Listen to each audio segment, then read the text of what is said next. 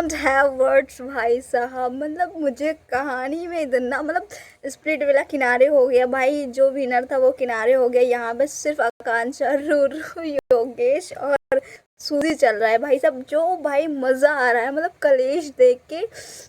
देखो ना समझ में आ रहा है कि कौन सही है कौन गलत है, कौन सच बोल रहा है कौन झूठ बोल रहा है। क्योंकि जब भी एक्सप्लेन करना बैठती है ना आकांक्षा, वहाँ पे कोई ना कोई बीच में टपा टपर कर देता है। कहीं योगेश बोल देता है, कहीं पे रूरू बोल देती है, कहीं पे सूजी बोल देती है। अब जाके लास्ट में जब उर्फी मैम ने चिल्लाया है शट अप एवरीवन, सिर्फ और सिर्फ आकांक्षा बोलेगी जब इसका क्लियर हो जाएगा देन आप बोलिएगा, आपको चांस दिया जाएगा।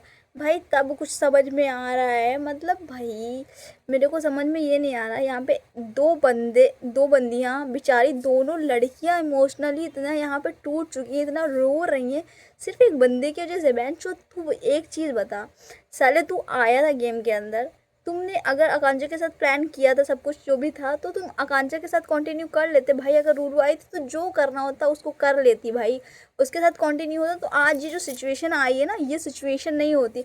एटलीस्ट अगर तुम्हारा नया नया बॉन्ड होता तो इतनी जल्दी तुम बाहर जाते ना तो तुम्हारा ख़राब नहीं होता। एटलीस्ट ये जो शो है वो हैप्पीली ख़त्म हो जाता, ये सीन नहीं क्रिएट होगा। क्योंकि ऑलरेडी तुम उनके साथ इतना फ्रस्ट्रेटेड हो चुके हो रूरू के साथ, यहाँ पे आके 4 दिन में प्यार जग गया, उसके बाद बाहर गया, फिर वही सेम कंडीशन, वही वही किटकिट, वही पिट वही सब बवंडर हुआ। उसके बाद इन लोगों का फिर से ब्रेकअप वगैरह हुआ, या फिर ब्रेकअप नहीं भी हुआ तो ये लोग ना एक दूसरे से इतना थक गए थे कि मैं इनसे परेशान हूँ उनसे परेशान हूँ, ठीक। और आकांक्षा को लेकर के योगेश के अंदर इतना गिल्ट भी भरा हुआ था।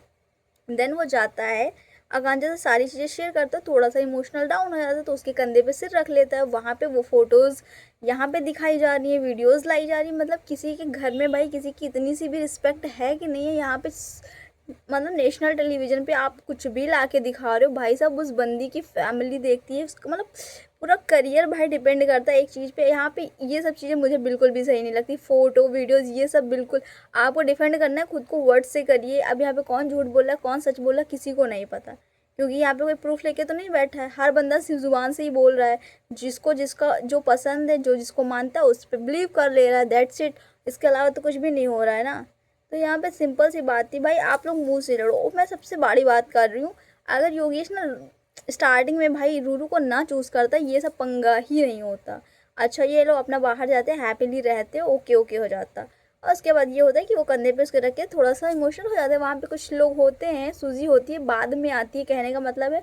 लेकिन सूजी का मुझे लगता है ईगो हर्ट हो गया है कि आकांक्षा ने उसको कैसे बोल दिया। यहाँ पे उसकी जो वो चीज़ अंदर भरी होती है ना, इसलिए मुझे लगता है कि सूजी झूठ मूठ का चीज़ें बढ़ा बढ़ा के बता रही है कि योगेश के साथ ये लोग 3 दिन तक, आकांक्षा एंड जो योगेश है वो 3 दिन लेफ्ट रहे हैं, जो अब जहाँ भी रहे इन्होंने चीट किया है बिफोर ब्रेकअप। मतलब कि योगेश का रूरू से ब्रेकअप नहीं होता है, इसके पहले ये लोग कई बार मिले होते हैं, ऐसा उनका कहना है। मतलब कहानी में बहुत ज़्यादा ट्विस्ट आने वाला है भाई, अभी कहानी चल ही रही है।